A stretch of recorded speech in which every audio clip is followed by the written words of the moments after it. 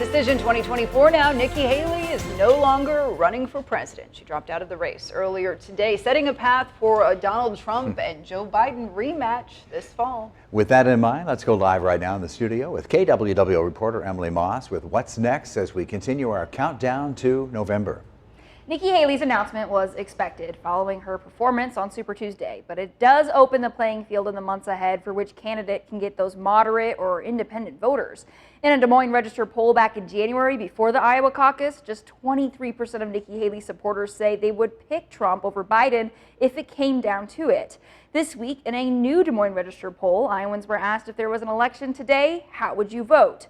48% said Donald Trump, while 33% said Joe Biden. That's a 15-point lead by Trump, topping his 8-point lead that won him the state in 2020. While local and national polls have shown voters did not want this rematch, KWWL's political analyst Dr. Chris Larimer tells me this outcome was pretty likely. You know, there are a number of polls that show, you know, the unfavorability ratings for both candidates are relatively high. I mean, we see that in national polls. We see that even in the most recent Iowa poll. Donald Trump's support among a Republican primary electorate remains very strong. On the Democratic side, it's a little bit easier to explain in that you had a Democratic incumbent, and very rarely do you see an incumbent challenged in the race for the presidency. For the two candidates, there are two separate challenges ahead. For Trump, it's gaining the support of the moderate voters who may have been supporting a candidate like Nikki Haley before she dropped out today. For current President Biden, it's reaffirming his position as a strong leader.